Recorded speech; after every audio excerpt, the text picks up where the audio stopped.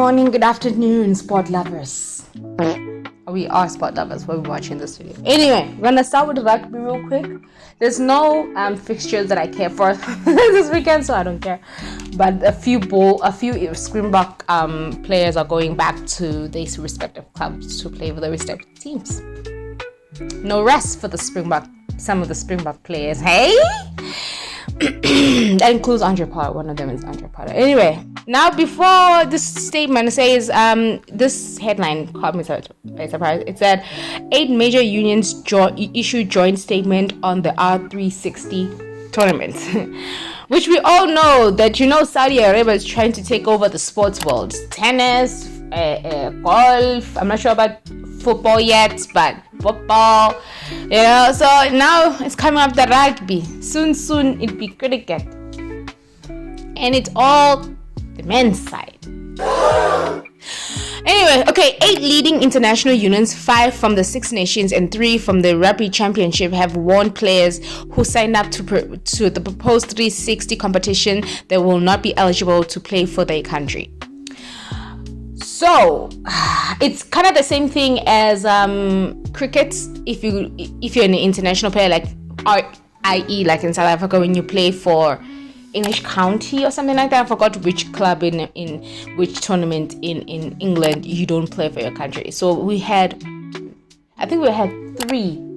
to 5 players in the South African in the cricket realm that ended up not playing. They went to play for county, but one of them did come back. 2 of them did come back, but yeah. For Mula. So the unions involved in issuing today's joint statement are Ireland, England, Scotland, France, and Italy from the north, and New Zealand, Australia, and South Africa from the south have said there are still far too many unanswered questions over key areas such as players' welfare and scheduling for them to endorse the 360. So they're not saying no, but they are saying we need some information. Like, you cannot say hi and then go. You cannot say, I have some news for you. I'm planning this thing. And what's happening? No, we don't have time for that. The statement said, as a group of national rugby unions, we are urging extreme caution for players and support staff considering joining the proposed 360 competition. We are all welcome new investment in innovation in rugby and support ideas that can help the game evolve and reach new audiences. But any new competition must strengthen the sport as a whole, not fragment or weaken it. Among our roles as national unions, we must take a wider view on new propositions and assesses the impact on a range of areas, including whether they add to rugby's global ecosystem for which we are all responsible, or whether they are net negative to the game. The R60 has given us no indication as to how it plans to manage play welfare, how players will fulfill the aspiration of representing their countries, and how the competition would coexist with the international and domestic calendar. So painstaking negotiated in recent years for both men's and women's games. It's too much rugby. It's too much rugby, in my personal opinion. Yeah, and then they go and they further explain why, and then international rugby. And then they go to international rugby, and our major competition remain the financial and cultural engine that sustains every level of the game, from grassroots participation to elite performance. Undermining that ecosystem could enormously harmful the health of our sport. It's a very physical sport. Why should they play all year round? So it says each international unions will therefore be advising men's and women's players in that participation in the 360 would make them ineligible for international selection. The Rugby Football Union have made it clear that their stance also applies to women's football as well. So yeah, a lot of players who love playing for their countries, so I don't think that's going to happen. But yeah, so that's the news from the rugby that I was excited, that I was concerned about. So no player, if you play for that 360 because of the moolah, no one supports you. You're never playing for the Springboks. For the Springboks. Okay. That's the little bit of the rugby news there. Okay, for now we're going to tennis. Medvedev battles through cramps to beat. He will say finally beat Leonard Tien in Shanghai. It was a 3-hour match again. This one is a 3-setter, best of 3, best of 2. He wrote after the match in that camera thing, I don't want to leave the best seat in the world. I don't know why. Are they coerced into saying that? Because a lot of players have said that. It's like, okay, chill. So they went to 7-6 tiebreak. Medvedev took it 6-6. Like, it doesn't even say. But anyway. And then 6-7 and 6-4. It has a tussle.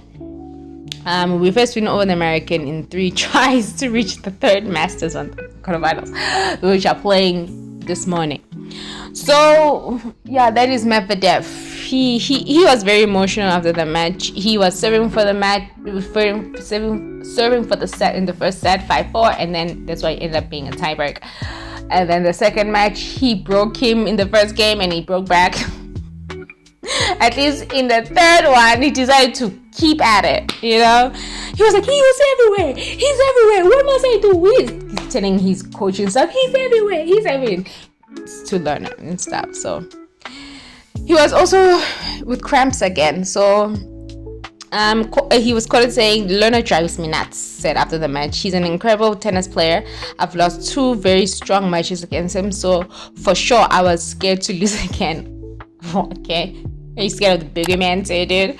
I'm really happy that I managed to cross the finish line. The match was up and down, but I'm very happy that I managed to win. So yeah, that's him saying that about that match. And he did talk to him about something, but anyway, yeah. A lot of people about Shanghai, China Open. It was the Australian Open, China Open, and our Shanghai Open in the first year. But a lot of people beat Lerner simply. So I don't know. Everyone has their own. Yeah, that means everyone has their own player that they cannot simply get over. Like Sinner, Sinner with right now with Alcaraz and what's his name? Demonor with Yannick. or Castle Ruud with Yannick. So anyway, yeah, complications, medical timeouts. Yeah, he had another situation with the Empire where he had a time violation because of his cramping, and he sparred with Mohammed. You know Mohammed, and he's always there. And he was quoted saying, Nadal was never given timeouts. When I was playing Nadal back then, he would take like 50 seconds, and they were not giving him timeouts and everything. So why? He was quoted saying, snapping, claiming that Nadal was known for taking his time with service across the entire of his career. Speaking to the Empire during the match, the 21 said, "You don't care at all of my life. I've been serving and waiting for Nadal for 55 seconds, and you gave me a code violation for the first occasion, huh?" Well, when was this shot thing started? I don't remember, but apparently I played Rafa 5 times. There was not one time I was ready to serve and he was ready to return. He didn't get a time violation. Why do I get time violation? To me today, and the slightest thing you give it to me, I always waited to return, and you don't give it to him. You're crazy. Some people agree, some people don't. It was a long time ago. I think you're complaining about something that happened years ago. I think you should complain about something that happens now. Rafael Nadal's not playing anymore, so I don't know why you're entering into this conversation. But that's Nadal. That's Medvedev's drama for you. Anyway, moving on from that. Now we go to Paulini was quoted asking, "Do you want a player to die on court?" There was Holger Rune, and then there was a sentiment to also Paulini saying the same thing. Which, hey, sometimes you need to have heat things and whatever. Look what happened to Yannick Sinner. You end up having a player faint at this point, or get a heat stroke or something like that. Not necessarily die, but they say die because they want to make it more dramatic, you know. But yeah, heat stroke or faint or something like that on the court, because it's that hot to play, it's that humid to play on these courts. So Holger Rune was asked an official as he was treated by a doctor again the second time, reaching as high as 34 degrees, 80%. He was asked. Also, Emma Raducanu also retired in her first match due to heat. Dizziness on Monday outside course halted the roof. So also after retiring with illness, Tuesday, former French Open Osapenko revealed she suffered a heat stroke. So heat strokes, too much for the players. So Rune, it was brutal. So he felt he was dying on the court. Yannick Sinner could barely walk with cramps on Sunday. Edmund retired from his first one on Thursday, posted on Instagram that his on-court stress was heightened by the heat. After the first point, both of his hands were shaking. And then the heat stress I faced today could have been worse than losing my consciousness for an hour in just rapid heat. It was a very good question. It's terrible for these players in this competition, So they need to make a rule about that. So I don't know what tournaments heat rules on tournaments. I don't know about that, but it's important. We need to survive. We need to elongate these careers, not shorten them, because you are greedy and you want money, you want people to watch tennis. I enjoy watching tennis, but not in the expense of the players' well-being. You know what I mean? We need to be careful. Jack Draper, Patrick, I want to say this. It's not necessary news, but I find it funny. Jack Draper, British star, must have a big ego to compete with Yannick Carlos Alcaraz and Yannick Sinner, says top coach. Hey, Patrick talks too much. Patrick freaking talks too much. He said he has a big ego. Let's see what he said. Let's see what he said. They give us all the total dominance since 2004 between Yannick and Carlos. They have won 617 tournaments where both of them played in the same event. Australia from 2014, Australia, Indian Wells, Miami, Madrid. Okay, none of them played Madrid. French Open, Wimbledon, Cincinnati, US Open, Belgium, Shanghai, ATP Finals. I hope Sino retains the ATP Finals. I don't know, but we'll see. Australia, Rome, France, Wimbledon, Cincinnati, US Open, 94%. So he was quoted saying, it is difficult to see someone compete with Yannick. He's the first to come up with Sinner and Alcaraz today because there is too much of margin, but I can see Jack in the future potentially competing with them. Yes, there are a couple of things that are important. Firstly, the margin of progress between his level and the level of the top 10 and the level of Alcaraz and Sinner. There is a big gap and they have to close that gap. So the margin of progression is very important to have it if they want to be able to compete with them in the future. He has that. Secondly, you need to have a balanced game. If you have a weakness, they will use it because they too compete, so you have to compete as well. You can't afford to have a weakness in your game, otherwise they're going to take advantage of it. And I think the fact that he's progressed a lot in his backhand is a key element. And thirdly, I think you need a big ego, and I say that in a positive way, because to see yourself beating Alcaraz and Sinner, you really have to have a big ego, and 99% of the players in the top one don't believe it at all. It's like, anyway, that's him saying that. And now we go to, I think that's it. It cannot be that's it. That's not the end of my news. Apparently, that's the end of my news. Oh yeah, Holger Rune. Finally, one of the last stories of tennis. Holger Rune was seen basically effing up his team there. He was also battling with cramps in his match yesterday. He was beaten 6-2, 6-7. And then 4-6 in 2 hours and 59 minutes, close to 3 hours. I cannot pronounce this man's name, but he is the stepbrother of I forgot his name either. I'll put the pictures together. He beat him. Coming into this tournament, he was 204 ranking. Now he's world number 98 just by beating Rune last night. He's 26. Wow, he looks much older. So sad. Breaking became a high-profile star from cramping. The Dane was struggling very physically. He lost his serve. yeah, what can I do? He was telling his team, and then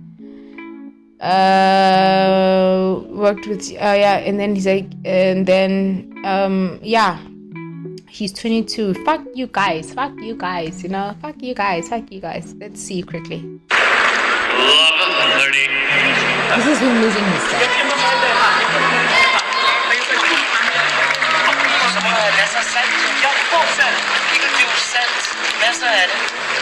His mom left the field and said, fuck you guys. It's ridiculous. Why are these children so disrespectful? What can I do? Just keep eating the ball with the right leg, and that's it. 2 shots, that's it. Time violation warning, Mr. Rene. Because he keeps on barking at his team.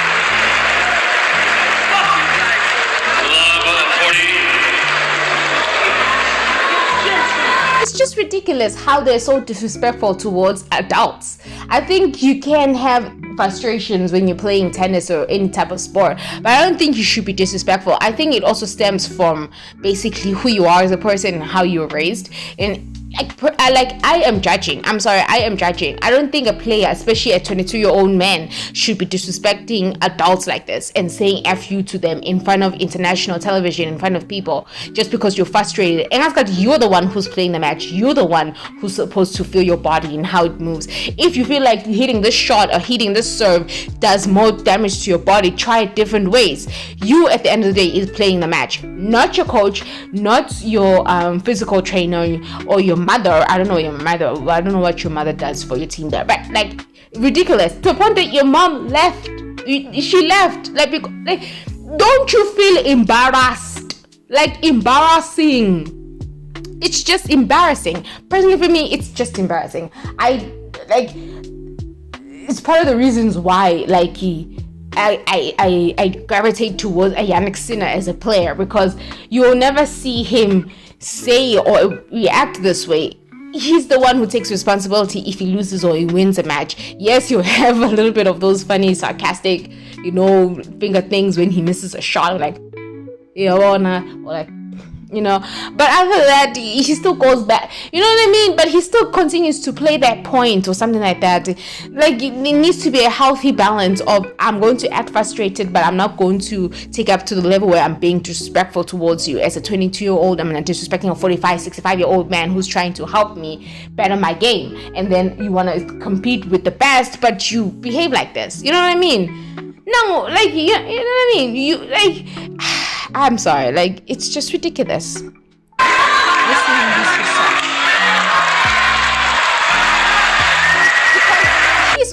I'm not trying to, but his serving is much, his cramping is far less severe as Jannik Sinner's serving. Jannik Sinner's cramping was so severe that he couldn't walk, but he started to cramp by mid-set of the second set to the third set, where he couldn't. But he still tried to serve. He still tried to play until he couldn't physically walk. He could walk. He could serve if he wanted to. He started to play better as the set went on.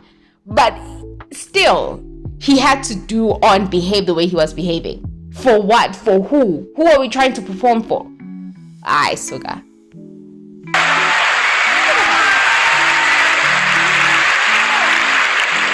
Again, even Medvedev was cramping against Leonard Tien. But he still continued. Yes, he has his big mouth, but he still continued. He still battled through. He played every point. He made sure that he served well. He took care of himself. He drank vinegar. Like, come on, dude. Come on.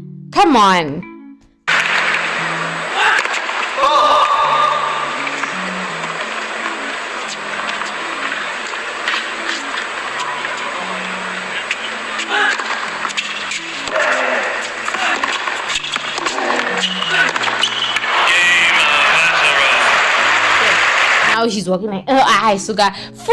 Even Fritz, when he played against Petrikat, you know what I mean? He was physically ailing. I'm sorry. Maybe I don't know tennis. I don't play tennis, and I always say, good, I'm not a tennis player. I've never played tennis in my life. I don't know these brutal conditions, but damn it, man. Have respect for the people around you. Have respect. Anyway, consistency, whatever. Yeah, that's all I'm going to say about tennis. Just have respect, kid. Like, really have respect for your team and for your mother and everyone around you. Just because something is not working doesn't mean you have to be all disrespectful. Like, really? It's not necessary. Anyway, that's the end of tennis. That's in the news for me. Yeah. Shock crossed the line with explicit tirade at his mom and his team is shocked. I don't think it's necessarily a shock, but anyway, we're gonna leave it there because I already did that match. And then we have the two tournaments competing today.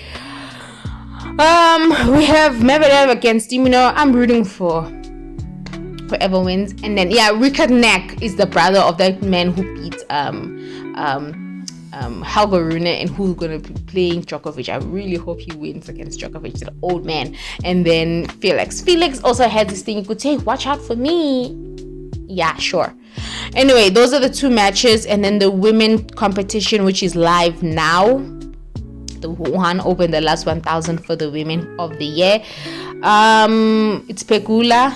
Okay, she broke. And then Sabalenka and Rabakina. I really hope Rabakina does the right thing. Coco and Sigmund, Paolini. Yeah, those are the matches happening today from both competitions. Anyway, that's it, guys, with tennis. Who's this? No wonder it was Zuzio Berg. Zuzio Berg was playing Djokovic, and Djokovic was able to. No wonder. Hey, night, this thing. Roger kicks off court speed debates. Our fast courts getting extinct. But anyway, I don't have time for that. This video is getting too long anyway. Yeah, that's it. That's the end of tennis news and the news. That means I ranted a lot with the Holger Rune situation. Anyway. And don't forget, we have Bafana Bafana playing today. One of two of the quarterfinals. They were taking 3 points were deducted from the tally, and the goal difference also decreased due to fielding that player. So it's a must win for both men. Like they have to win. So against Zimbabwe tonight, okay? You better be watching. And the Protea women cricket won yesterday. They beat, thrill and chase on my dad. It's the clock o'clock. Anyway, thank you so much for watching this incredibly long video. And I'll see you next time. Do better, okay? Treat elders with respect. Bye.